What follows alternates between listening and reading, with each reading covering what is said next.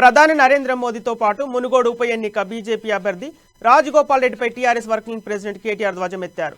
TRS party అభ్యర్థి Kusukuntla Prabhakar Reddy nomination దాఖలు చేసిన సందర్భంగా ఏర్పాటు చేసిన ర్యాలీలో కేటీఆర్ పాల్గొన్నారు. చేనేత మీద పన్ను విధించిన మొట్టమొదటి ప్రధానమంత్రి మోదీ అని తెలిపారు. చేనేతకు మరణ శాసనం రాసింది మోదీ అని అన్నారు. ఆయన కంటే ముందున్న 14 మంది ప్రధానమంత్రులు చేయని దుర్మార్గాన్ని చేనేతకు మరణ శాసనం రాశారని కేటీఆర్ విమర్శించారు. మీ అందరి దీవెనతోని 100 ఏళ్ళు బ్రహ్మాండంగా ఉంటాడు, ఆయనకు మంచిగున్నాడని చెప్పిన. నువ్వెట్లున్నావు తల్లి అన్న? నేను బాగానే ఉన్నా కొడుక, కొద్దిగా కాళ్ళ నొప్పులు కీళ్ళ నొప్పులు ఉన్నాయి కానీ ఇక మిగతా అంతా బాగానే ఉన్నది అన్నది. అయితే మరి ఆడిపోతున్నావు, ఇక మిగతా అంతా బాగానే ఉన్నది అన్నది.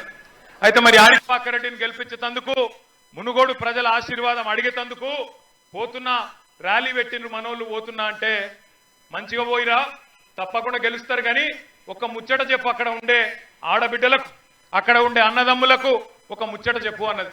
ఏం చెప్పాలి తల్లి అంటే, ఏం లేదు కొడుక, ఈరోజు నా ఇంట్లో నా కోడలి పిల్ల ఉన్నది. ఆ కోడలి పిల్ల మాత్రం నన్ను బాగా మర్యాద చూసుకుంటుంది బిడ్డ అన్నది. ఎందుకవ్వా అంటే, తెల్లారు లేవగానే అడుగుతుంది, అత్తమ్మా కాఫీ తాగుతావా, ఛాయ్ తాగుతావా అంటుంది, గోళీలు టైంకి వేసుకుంటున్నావా అంటున్నది, నాకు బాగా మర్యాద ఇస్తున్నది. ఈ మర్యాదకు కారణం నా పెద్ద కొడుకు కేసీఆర్ అని చెప్పు కొడుక అందరికీ అని చెప్పింది. నా పెద్ద కొడుకు కేసీఆర్ అని చెప్పు కొడుక అందరికీ అని చెప్పింది. పేదింటి పెద్దమ్మ యాదమ్మ చెప్పిన మాట ఇది.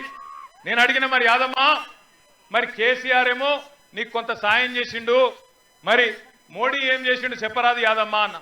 అంటే ఆయన ఒకటే చెప్పింది, కొడుక నాకు 200 రూపాయల పెన్షన్ వచ్చేది, కేసీఆర్ గారు 10 ఏమిటిది అంటే 2018లో 22 కోట్ల ఆస్తులున్న రాజగోపాల్ రెడ్డికి 10 రెట్లు పెంచి 222 కోట్లు మాత్రం చేసిండు రాజగోపాల్ రెడ్డిది.